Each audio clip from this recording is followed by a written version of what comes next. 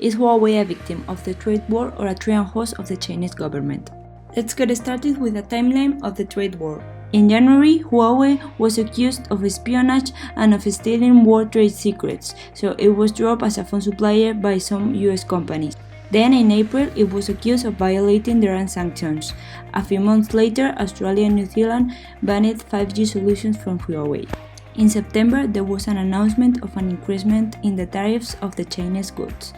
Then in December, the Huawei financial officer, also the daughter of the founder of Huawei, was arrested in Vancouver. In January 2019, Huawei was accused by the US with criminal charges. And during the next month, Europe started speaking about banning Huawei solutions for the 5G networks. In May, Trump signed an executive order in which Huawei couldn't use American suppliers and the US companies couldn't use technologies from Huawei. In June, Trump announced an 80-day truce because of Huawei's Plan B, and finally in October, a phase 1 deal is reached by the US and China. But why? What's the big deal with Huawei? Is it a competition with Apple? Is it because of the 5G race? The espionage and other reasons we don't know? Let's have a look to the smartphone sales first in the worldwide market. Samsung has been the leader during the 2 last years, followed by Apple and then Huawei. But wait, look to the market share and the shipment values from one year to the next one. Huawei has increased almost at 34%, while Apple has decreased at 3%.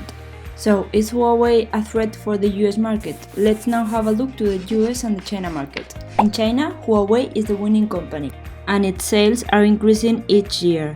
Then we have Apple, the fourth in the ranking, with just a 9% of market share.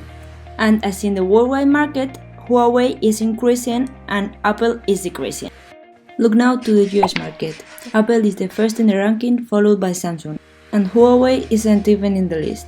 So, does it really affect if China cannot sell in the US market?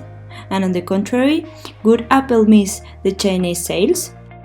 It is also interesting to see the investment in innovation made by the different companies. Last year, Amazon was winning with almost $29 billion.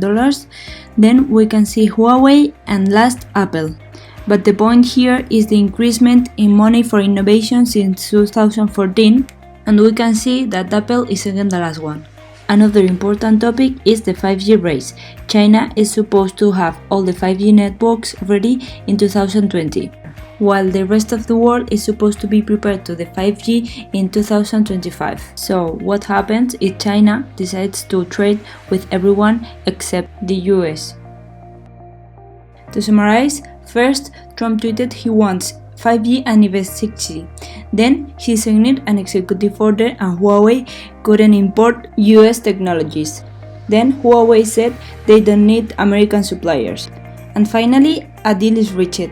Now, with the timeline, the sales, and the 5G rate numbers, what do you think? Is really Huawei a victim or a Trojan horse of the Chinese government?